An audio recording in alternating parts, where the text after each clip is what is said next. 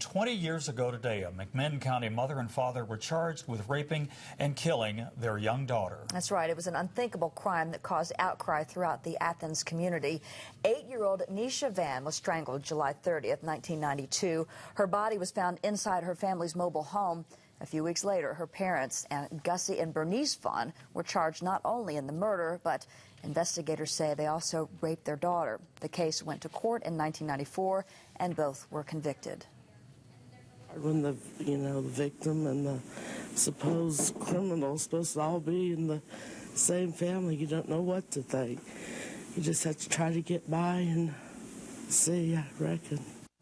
Bernice has since passed away, but Gussie spent 19 years on death row until last year. Now that's when all the charges related to his daughter's murder were dropped. A rare exoneration after he was scheduled to be put to death 5 different times. Now Gussie Vann wants the county that charged him to pay up for the trauma and emotional toll that 19 years on death row has caused.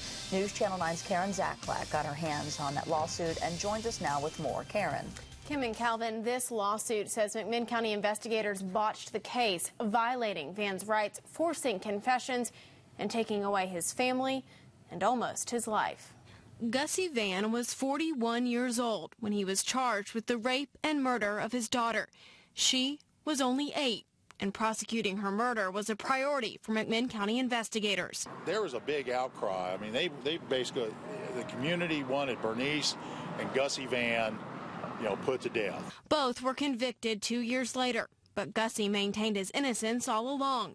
For 19 years, he sat on death row and was scheduled to die 5 separate times, until last year, when the charges against him were dismissed and he was exonerated. There's got to be something said about aging while you're on death row for 19 years, and in your mind, you didn't commit this crime. That's why Vann has now filed this lawsuit against McMinn County.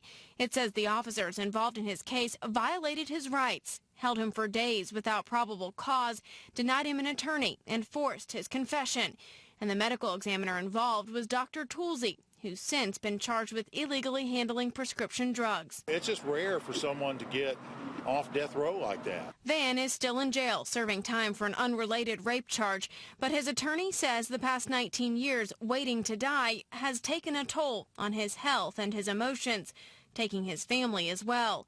He says now that Vann's been cleared, he wants those who mishandled his case to pay. He just got caught up in the meat grinder of a justice system that wasn't doing justice at that time. Now Gussie is eligible for parole in 2014. The lawsuit is asking for $20 million. Kim. Karen, thank you very much.